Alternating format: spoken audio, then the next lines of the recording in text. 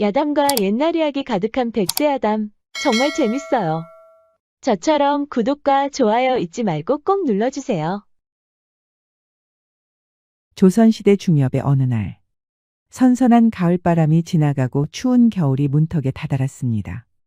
가난한 선비 박달수는 오늘도 한숨을 푹 쉬며 집을 나왔습니다. 박달수는 어릴 적부터 글 공부를 하였으나 과거에 급제하지 못하여 부모님을 볼 면목이 없었지요. 집안은 어느덧 입에 풀칠하기 바쁘게 돌아갔고 결국 박달수는 부모님에게 아무런 기약도 하지 못하고 집을 나왔습니다. 부모님은 우리 아들 박달수가 언젠가는 장성할 것이라고 믿었습니다. 그렇게 아무런 말도 하지 못하고 나가는 아들의 뒷모습을 몰래 바라보며 눈물을 훔쳤지요. 그렇게 정처 없이 숲길로 향하던 박달수는 목이 말라 표주박을 꺼내서 물을 마시고 있었습니다. 이렇게 아무런 기약도 없이 다니면 어쩌란 말이냐. 선비라면 글 공부를 해야 할 것을. 언제까지 이렇게 짐승처럼 배회만 할 것이냐 박달수. 그렇게 박달수가 한숨을 푹 쉬고 하늘을 바라보고 있는데 갑자기 쿵 하는 소리가 들렸습니다. 박달수는 바위라도 떨어진 건지 이상히 여기며 천천히 발걸음을 옮겼지요. 쿵 소리가 난 곳으로 걸어가던 박달수는 깜짝 놀랐습니다. 저 멀리 사람이 쓰러져 있는 것이었습니다. 박달수는 얼른 뛰어가서 맥박부터 확인하려 했습니다. 가까이 다가간 박달수는 또 한 번 놀랐습니다. 옷차림은 분명히 산적인데 얼굴은 아주 젊고 고운 여인이었지요. 이보시오. 괜찮으시오? 박달수는 여인의 몸을 조심스럽게 흔들어 보았습니다. 여인의 얼굴에서 미세한 움직임이 있었지만 깨어나지 못했습니다. 박달수는 얼른 여인을 업었으나 그 다음부터는 어떻게 해야 할지 알 수가 없었습니다. 이곳저곳을 둘러봐도 숨만 보였으니까요. 박달수는 무작정 여인을 업고 뛰기 시작했습니다. 열심히 뛰다 보면 작은 고울이라도 나오기를 믿었지요. 그렇게 한참 뛰어가던 박달수는 바위굴을 하나 찾았습니다. 이대로 계속 뛰어간다고 해도 고을을 찾을 수 있을지 확신할 수가 없어. 저 바위굴이라도 들어가야겠구나. 박달수는 어쩔 수 없이 바위굴로 들어가서 여인을 조심스럽게 눕혔습니다. 그리고는 표주박을 기울여서 여인의 입술을 조금씩 적셨습니다. 물이 입 안으로 들어가자 여인이 작은 신음소리를 내며 몸을 뒤척이는 것이었습니다. 박달수는 숨을 삼키고 여인의 머리에서 흐르는 피를 확인하였지요. 내 정신 좀 봐라. 이럴 때를 대비해서 약재를 준비하였지. 박달수는 품에서 약재를 꺼내 여인의 상처를 치료하였습니다. 숲길에서 다칠 것을 대비하여 약재를 준비한 것이었지요. 그렇게 시간이 지나 어느새 해가 떨어졌습니다. 박달수는 모닥불을 피웠으나 강한 바람이 계속 들어오니 추위를 도저히 이겨낼 수가 없었습니다. 박달수는 어찌할 도리가 없어 산적 여인을 안아서 따스한 온기를 주고받았지요. 산적 여인은 그런 것도 모르고 조금씩 숨을 고르게 쉬며 잠이 들었습니다. 다음 날 아침 깨어난 박달수는 놀라서 뒤로 물러서고 말았습니다. 눈앞에 산적 여인이 멀뚱히 서 있는 것이었습니다. 여기가 어디요? 당신은 누구시오? 놀란 가슴을 진정시킨 박달수는 천천히 대답했습니다. 숲길을 가던 중에 쓰러져 있는 것을 발견하였소. 보시다시피 이렇게 바위굴에 들어와서 밤새 몸을 녹인 것이오. 산적 여인은 자신의 몸을 훑어보더니 뒤통수에 있는 상처로 손이 갔습니다. 상처에 약재를 발랐소. 독이 오를 수 있으니 손을 대지 않는 게 좋소. 바람이 들어와서 어쩔 수 없이 낭자와 붙어 있을 수밖에 없었소. 용서하시오. 그럼 선비님이 저를 구해주신 겁니까? 산적 여인은 선비와 밤새 몸이 붙어 있었다고 하니 금세 얼굴이 빨갛게 달아올랐습니다. 당황한 산적 여인은 한동안 입을 다물었습니다. 그렇게 서먹한 분위기가 감돌았지요. 박달수는 잠시 그렇게 기다렸다가 입을 열었습니다. 그런데 어쩌다가 그리 된 것이오. 곰을 만났습니다. 갑자기 곰이 나타나더니 저에게 달려왔습니다. 어찌나 놀랐는지 뒤로 물러나려다 그만만 아래로 굴렀지 뭡니까. 박달수는 자연스럽게 산적 여인의 복장을 훑어봤습니다. 저는 도둑이 아닙니다. 오해하지 마십시오. 그저 산속에서 이것저것 하며 살아가는 것뿐입니다. 이것저것이라 하신다면 무엇을 말하는 게요? 그러자 산적 여인은 대답은 하지 않고 벌떡 일어섰습니다. 제 목숨을 구해주셔서 정말 감사합니다. 이 은혜를 어찌 갚아야 할지 모르겠습니다. 그저 할 일을 했을 뿐이요. 이제 산적 여인이 박달수의 옷차림을 살폈습니다. 박달수는 선비 옷차림이었지만 누가 봐도 남루해 보였습니다. 선비님은 어찌 이런 험한 숲길을 다니고 계셨습니까?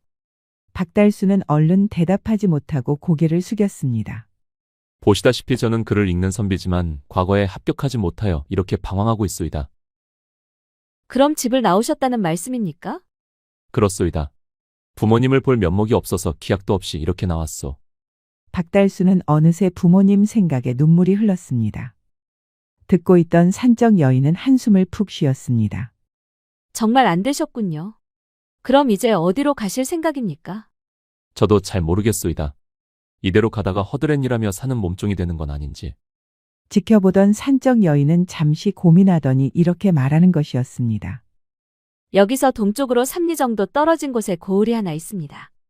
그곳에 가면 말숙이라는 처녀가 살고 있으니 그리로 가시지요. 말숙이 누군데 그러시오? 말숙이는 그 고을에서 바보 처녀로 불립니다. 소 먹는 풀과 사람 먹는 나물도 구분 못할 정도로 머리가 모자랍니다. 그 말숙이 집의 마당에 보면 돌더미가 있을 것입니다. 그 돌더미를 살펴보시면 금덩이가 있습니다. 박달수는 귀를 의심했습니다. 방금 금덩이라고 하였소?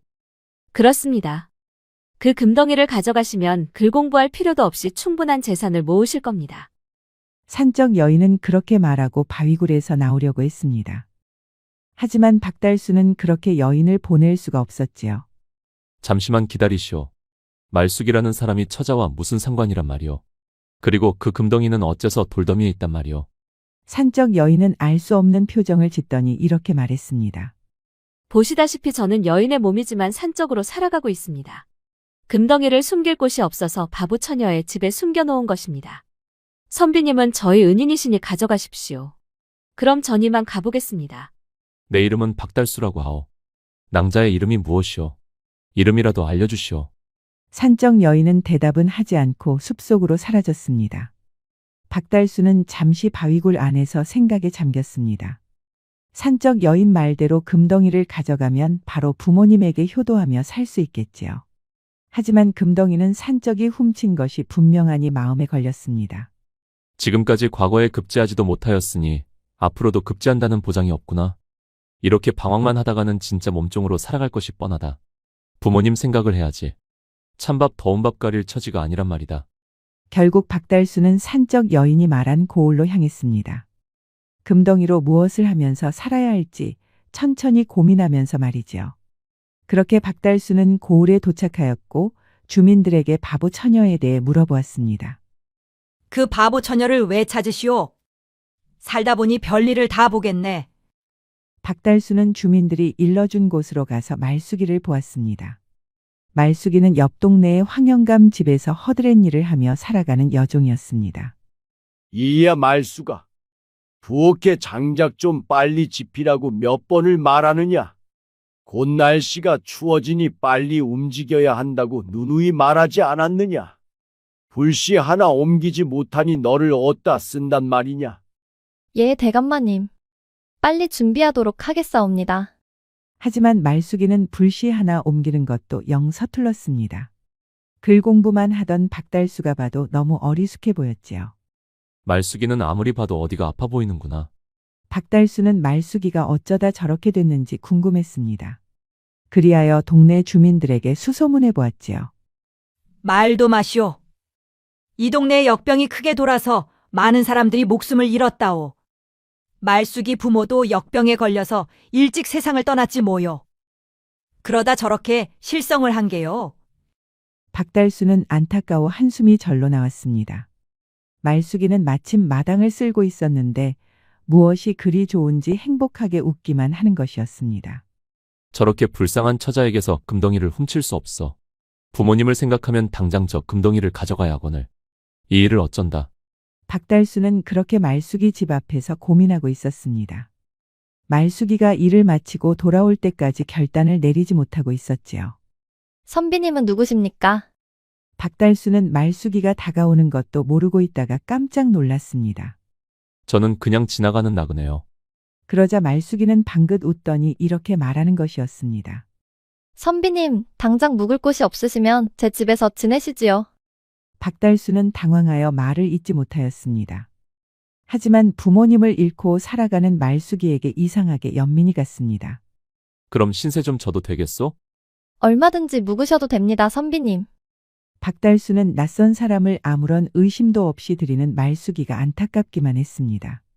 말숙이 집으로 들어오는 박달수는 마당에 있는 돌더미에 시선이 갔습니다. 겉으로 보면 그냥 단순한 돌더미였지만 아래에 묻힌 돌이 희미하게 빛이 나고 있었습니다. 저것이 바로 금덩이로구나. 지금이라도 저것을 가져가서 집으로 돌아가면 부모님 살아 계실 때까지 효도하고 살아갈 수 있겠지. 하지만 박달수는 내키지가 않았습니다. 글 공부를 하는 선비로서는 도저히 용납할 수 없는 행태였지요. 선비님, 여기 밥상 차렸으니 맛있게 드시옵소서. 저는 지금껏 혼자 살았사옵니다. 선비님이 계시니 이제 더는 쓸쓸하지도 않고 외롭지도 않을 것이옵니다. 박달수는 서글퍼서 눈물이 흘렀습니다. 부모님과 기약도 없이 나왔으니 말숙이를 바보 처녀라고 놀릴 자격도 없었지요. 박달수는 결국 금덩이 근처에도 가지 못하고 잠을 청하였습니다. 말숙이는 순진하게도 박달수 옆에서 코를 골며 자고 있었습니다. 그런데 늦은 새벽에 말숙이의 집을 유심히 지켜보는 사람이 있었습니다. 바로 산적 여인이었지요. 저 선비가 금덩이를 가져가지 않고 대체 뭐 하는 거야? 산적 여인은 검을 뽑아서 말숙이의 집으로 다가갔습니다. 너 이놈 박달수. 말숙이가 바보 처녀라고 몹쓸 짓을 하는 게로구나. 산적 여인은 박달수를 치안으로 여기고 당장 방으로 들어갈 태세였습니다. 하지만 문틈으로 들여다본 산적 여인은 놀랐습니다. 말숙이가 걷어찬 이불을 박달수가 다시 덮어주는 것이었습니다. 그리고는 제자리로 돌아가 다시 잠을 청하였습니다. 박달수. 설마 말숙이를 동정하는 겐가? 산적 여인은 다음 날에도 말숙이 집을 몰래 지켜보고 있었습니다. 박달수는 말숙이 집에 묵고 있으면서도 돌더미에는 가지도 않는 것이었습니다. 대체 무슨 생각을 하는 겁니까, 선비님? 설마 말숙이를 가엾게 여겨 금덩이에 손도 대지 못하는 geb니까? 산적 여인은 그날 이후로 계속 말숙이 집을 들렀습니다. 박달수는 이제 말숙이 허드렛 일을 돕고 있었습니다. 박달수 역시 일은 서툴렀지만 말숙이에게 큰 도움이 되고 있었지요. 그러니 황영감도 박달수에게 점점 호기심이 생겼습니다. 자네는 몸종은 아닌 것 같은데 어디서 왔는가? 소인은 박달수라고 하옵니다, 대감마님. 과거에 급제하지 못하여 이렇게 떠돌이 신세가 되었사옵니다. 그런데 어찌 말숙이를 도와주고 있는 겐가? 저 아이가 바보 처녀로 불리는 것은 알고 있는 겐가? 그렇사옵니다, 대감마님. 우연히 지나가다가 집에 묵었사온데 사정이 딱한 것으로 보여서 일손을 좀 돕고 있을 뿐이옵니다. 말숙이한테 자네와 같은 오라버니만 있었더라도 얼마나 좋았겠는가? 저렇게 실성하였으니 누가 혼담을 넣지도 않을 테고 말이야. 황영감은 혀를 끌끌 찼습니다. 염려하지 마시옵소서, 대감마님. 저야 어차피 떠돌이 신세이니 힘 닿는 데까지 말숙이를 돕겠사옵니다. 그럼 나야 편하고 좋지만 선비의 몸으로 언제까지 이런 일을 할 수는 없지 않은가? 글 공부를 할 책은 있는 겐가?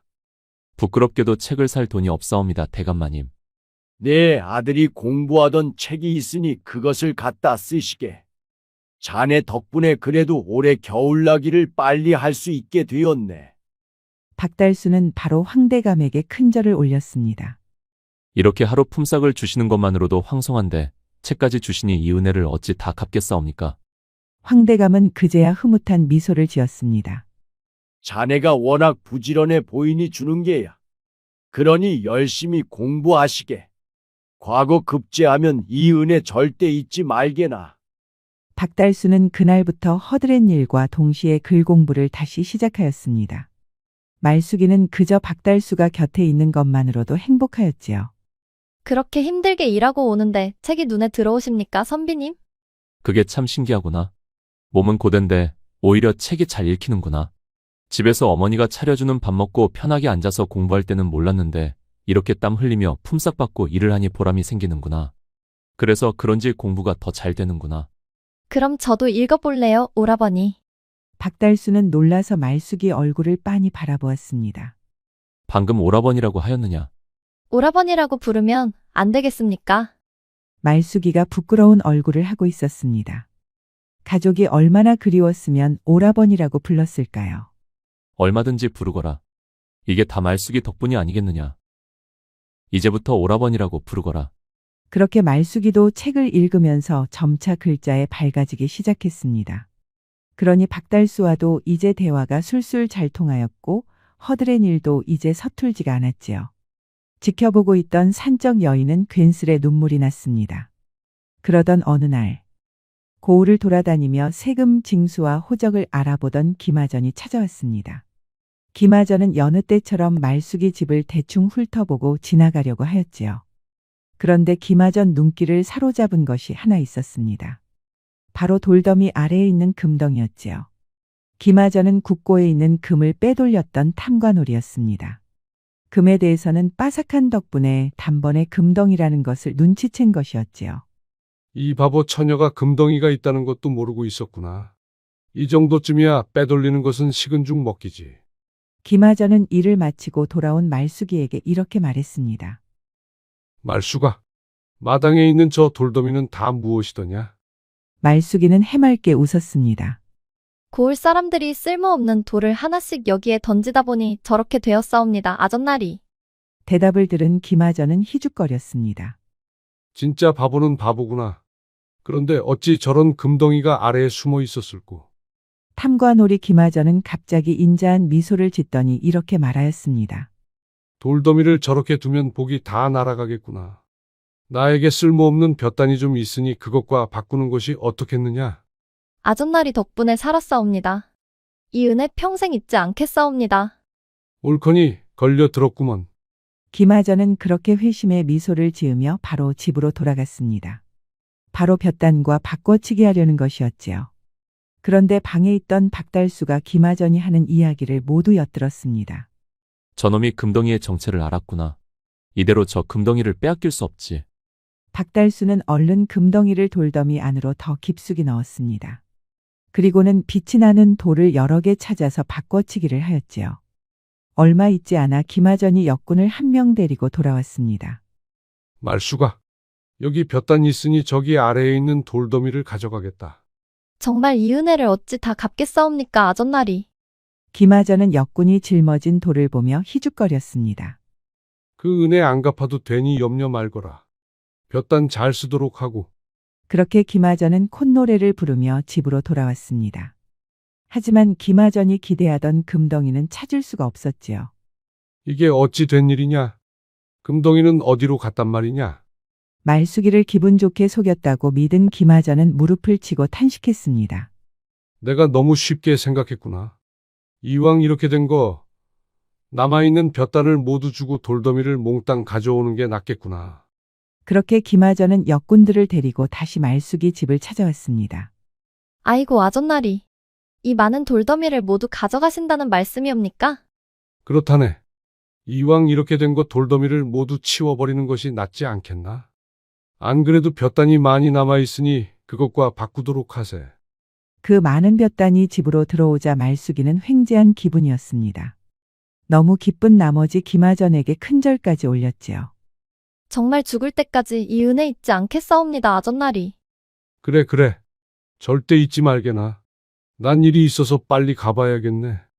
그렇게 말숙이 집 마당에는 볕단이 쌓였고 김하전 집 마당에는 돌더미가 쌓였습니다.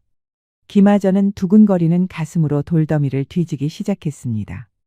그런데 이게 무슨 일인지 김하전이 기대하는 금덩이는 눈을 씻고 찾아봐도 없는 것이었습니다. 이게 어쩐 일이냐? 내가 설마 잘못 본 겐가? 분명히 금덩이를 본 것 같은데. 금덩이는 말숙이 집 마루 밑에 있었습니다. 박달수가 미리 눈치채고 금덩이를 마루 밑에 숨겨놓은 것이었지요. 말숙이는 하루아침에 볕단 부자가 됐습니다. 오라버니, 이 많은 볕단으로 뭘 할 수 있나요? 박달수는 말숙이 일손을 도우며 볕단의 활용을 모두 꿰고 있었습니다. 이제 집에 앉아서 글 공부만 하던 박달수가 아니었지요. 볕단으로 가마니도 만들 수 있고 집신도 만들 수 있단다. 그것을 시장에 내다 팔면 돈을 좀 벌 수 있을 게야. 그렇게 박달수는 말숙이와 함께 가마니와 집신 등을 만들어서 시장으로 갔습니다. 허드렛 일을 하며 넉살이 좋아진 박달수는 금세 장사에도 적응할 수 있었습니다. 말숙이도 박달수 옆에 붙어서 신나게 장사를 하였지요. 돌더미를 모두 뒤진 김하전은 허무한 마음이 들었다가 갑자기 화가 났습니다. 아무리 생각해도 내가 속은 것이 분명하다. 바보 처녀라고 하더니 그 앙큼한 것이 나를 감쪽같이 속인 게야. 김하전은 말숙이가 금덩이를 숨겼다고 믿고 다시 찾아왔습니다. 건장한 식솔들을 데리고 금덩이를 아예 훔치려고 작정을 한 것이었지요. 그런데 말숙이의 모습은 늘 한결같았습니다. 고을 사람들이 생각하는 것처럼 여전히 바보 처녀였습니다. 게다가 그 많은 볕단을 집신과 가마니로 만들어서 장사까지 하고 있으니 김하전은 또 한 번 당황하였습니다. 금덩이가 있었으면 저렇게 고생하면서 장사를 할 이유가 없지. 내가 잘못 본 모양이구나. 애초에 저 바보 처녀한테 금덩이는 없었던 게야. 그렇게 김하전은 투덜거리며 다시 집으로 돌아갔습니다. 금덩이를 잘못 본 자신을 탓하면서 말이지요. 어느새 박달수는 작은 땅을 하나 가질 수 있을 정도로 돈을 벌었습니다. 황대감 머슴들에게 배운 대로 농사도 시작하였지요. 황대감은 농사를 짓는 박달수를 흐뭇하게 지켜보고 있었습니다.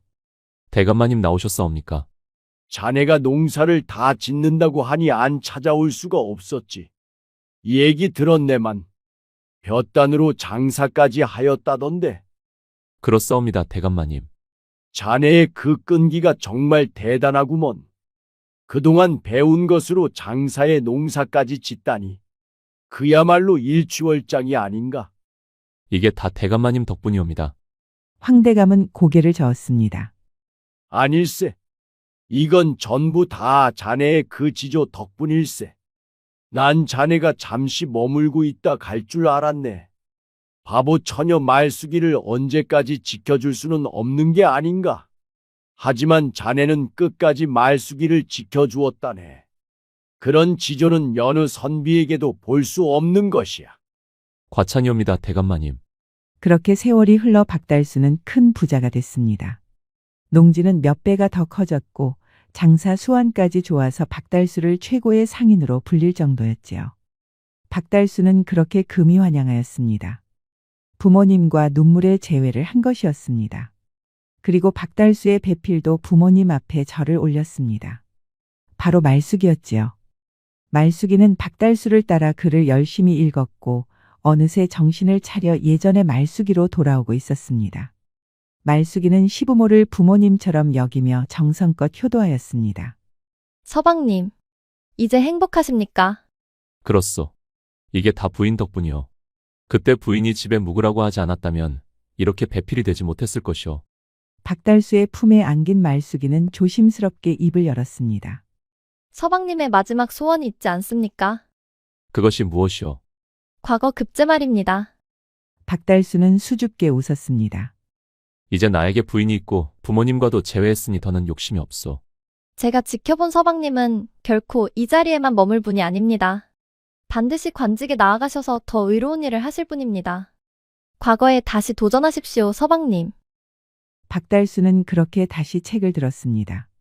이제 산전수전 다 겪은 박달수는 단번에 과거에 급제할 수 있었습니다. 박달수가 고을 원님으로 나타나자 마을 사람들은 크게 환영했습니다. 바보 처녀를 돕더니 상인으로 성공한 박달수. 그런 박달수가 과거까지 급제하였다고 하니 고을 사람들은 하나같이 감탄하는 것이었습니다. 박달수는 그렇게 고을 사람들의 존경을 받으며 원님의 자리에 올랐습니다. 그런데 박달수를 불편해하는 사람이 한 명 있었습니다. 바로 금덩이를 훔치려고 했던 김하전이었지요.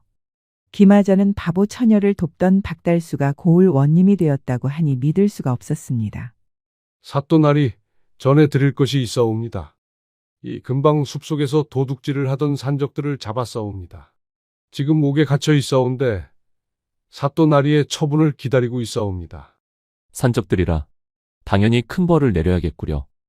그런데 좀 이상한 것이 하나 있사옵니다. 산적들 중에 웬 여인이 있사옵니다. 방금 여인이라고 하였소? 그렇사옵니다. 그 여인이 미리 신고를 하여 산적들을 잡을 수 있었사옵니다. 자기들의 도둑질을 미리 신고를 했다니 좀 이상하지 않사옵니까? 박달수는 바위굴에서 함께 지냈던 산적 여인이 떠올랐습니다. 내가 직접 신문하겠소. 사또나리가 직접 그런 천한 것에게 물어볼 필요는 없사옵니다. 박달수는 김하전을 날카롭게 쳐다봤습니다. 그 누구도 천한 사람은 없소이다. 당장 앞장서시오. 그렇게 박달수는 산적 여인과 재회했습니다. 산적 여인은 모든 것을 체념한 듯 고개를 숙이고 있었지요. 죄인은 고개를 들라. 어허, 사또나리께서 고개를 들라고 하지 않는가? 산적 여인은 천천히 고개를 들었지만 박달수를 바로 알아보지 못했습니다. 아전은 볼일 보시오. 저 처자는 내가 직접 신문할 터이니. 김하전은 고개를 갸웃하며 밖으로 나왔습니다. 고작 도둑질을 한 산적에게 신경을 쓰는 박달수가 이해가 가지 않았지요. 나를 알아보지 못하겠소. 그제야 산적 여인은 박달수를 알아봤습니다. 몸을 부들부들 떨며 탄식이 나오더니 금세 눈가가 촉촉해졌지요. 미리 신고를 하였다고 들었소. 왜 그런 것이오? 이대로 도둑질을 하며 살 수는 없었사옵니다. 산적 여인은 박달수를 지켜보며 마음을 고쳐먹은 것이었습니다.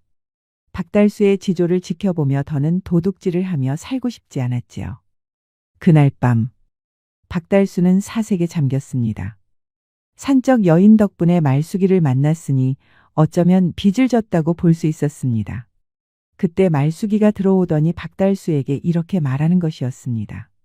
서방님, 부디 그 산적 여인, 순이를 살려주십시오.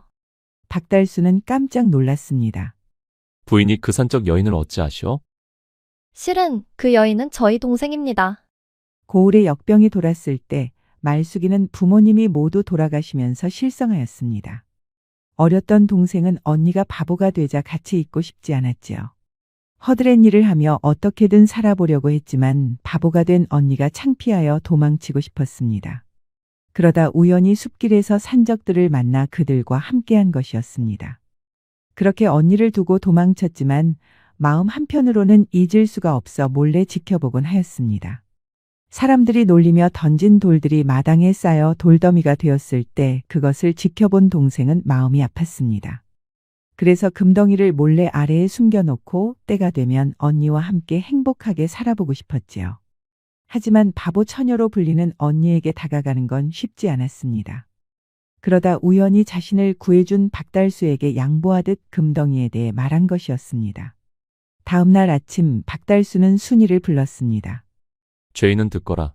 그동안 도둑질한 죄는 처벌함이 마땅하나 미리 신고를 하여 백성들의 목숨을 구하였으니 이를 참작하여 태형으로 감할 것이니라. 하늘도 스스로 꾸짖는 자를 용서한다 하였거늘 이를 은전으로 여겨 살아가도록 하라. 그렇게 산적으로 살아가던 순이는 태형 10대만 맞고 풀려날 수 있었습니다. 박달수는 풀려난 순이를 데리고 어디론가 향했습니다. 순이는 박달수의 은혜에 눈물이 흐르고 있었지요. 어디를 가시옵니까, 사또나리? 가보면 알 것이오. 박달수가 도착한 곳은 다름 아닌 말숙이가 살았던 집이었습니다. 마당에 있던 돌더미는 사라지고 이제는 노비 부부가 아들, 딸 낳아 행복하게 잘 살고 있었지요. 여기는 어쩐 일로 오신 것이옵니까? 마루 아래를 보시오. 마루 아래에는 박달수가 숨겨놓은 금덩이가 그대로 있었습니다. 순이는 믿을 수가 없었지요. 박달수는 지금까지 금덩이에 손도 대지 않은 것이었습니다. 저 금덩이를 제자리로 돌려놓으시오. 낭자에게 남은 마지막 업보를 씻어내시오. 순이는 그대로 무릎을 꿇고 눈물을 흘렸습니다. 박달수의 지조에 감탄한 것이었지요.